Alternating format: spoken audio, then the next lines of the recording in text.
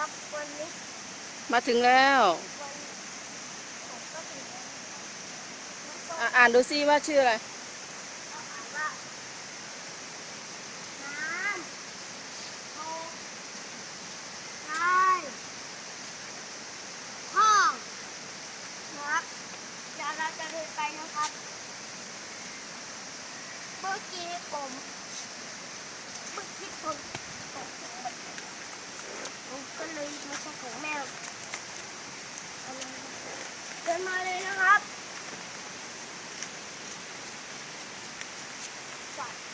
ระวังรถด้วยนะครับ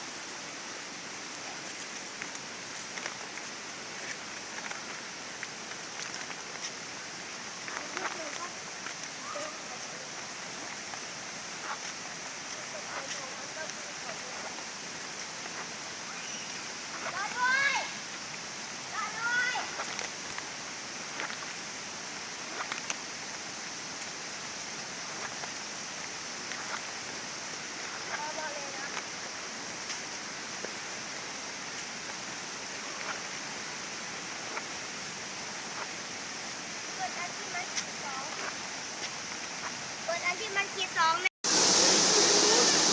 แรกเลยก็ดีนะผู้ชายเข้าของเรามันจะง่ายขึ้นโดดเข้าไปในคอมเลยก็ดีเลยไปนั่งก็ดีตรงนี้นั่งก็ดีเนี่ยก็ดีนะนั่งเลย 1 2 3สวัสดีครับ ทำยัง ทำละ กดยัง กดแล้วทำไม 1 2 3